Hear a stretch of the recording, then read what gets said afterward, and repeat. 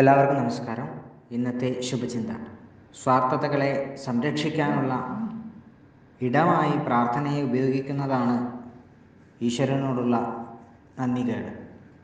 മഴയുടെയും വെയിലിൻ്റെയും അനുഗ്രഹങ്ങൾ എല്ലാവരുടെയും മേൽ ഒരുപോലെ ചൊരിയുന്ന സൃഷ്ടാവിൻ്റെ മുന്നിൽ തങ്ങളുടെ ഗൂഢസ്വപ്നങ്ങളുടെ പട്ടിക മാത്രം നിരത്തി പ്രാർത്ഥിക്കുമ്പോൾ ആ ജപങ്ങൾക്കും അവയുടെ ഉദ്ദേശ്യ ശുദ്ധികൾക്കും അംഗവൈകല്യം സംഭവിക്കുന്നുണ്ട്.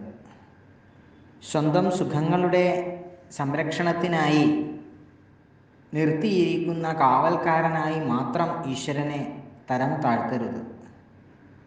മനുഷ്യൻ്റെ സ്വാർത്ഥ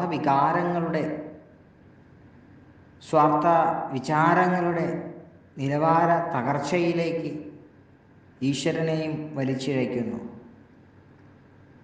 എന്നതാണ് അഭിലാഷ പൂർത്തീകരണ ജപങ്ങളുടെ പോരായ്മ. എല്ലാവർക്കും നന്മകളുണ്ടാകട്ടെ. എല്ലാവർക്കും ജീവിത വിജയം ഉണ്ടാകട്ടെ. നന്ദി, നമസ്കാരം.